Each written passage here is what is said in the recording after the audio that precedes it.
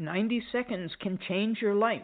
You've reached Talking with Dr. Terry, 180 Seconds to a Better You, message number 470, and I'm Dr. Terry Wurzbacher. Let me just talk again about the 90-second rule.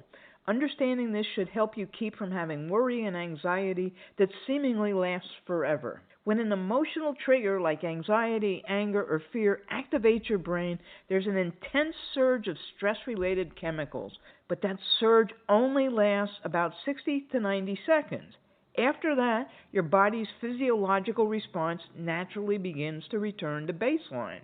So when something triggers anxiety, whether it's a stressful thought, a memory, or an external event, your brain's threat detector signals another section to release the stress hormones.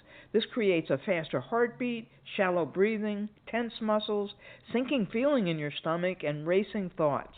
These effects are involuntary and temporary. The chemical wave peaks and dissipates within 90 seconds.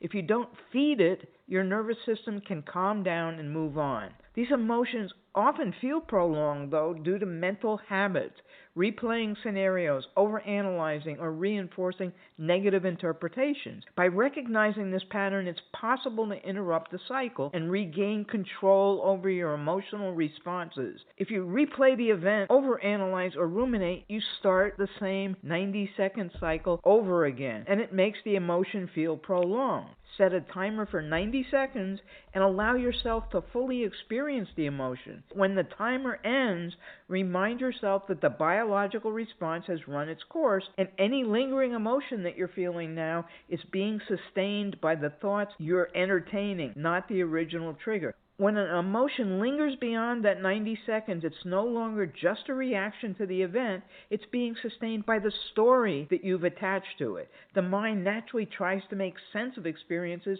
but often exaggerates, assumes intent, or fixates on the worst-case scenarios like we talked about last week, prolonging your emotional distress.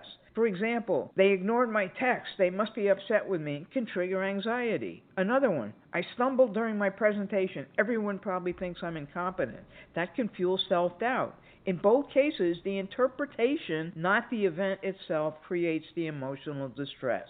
You can reset your thoughts by noticing the thought. Ask, what story am I telling myself right now? Ask the question, is this fact or am I making an assumption? And then reframe it. What's a more realistic or balanced way to see this? Instead of thinking, they ignored my test, they must be mad at me, reframe it to, they didn't respond to my text, they must be busy. If this all feels difficult, write your thoughts down. Have a diamond day, everybody.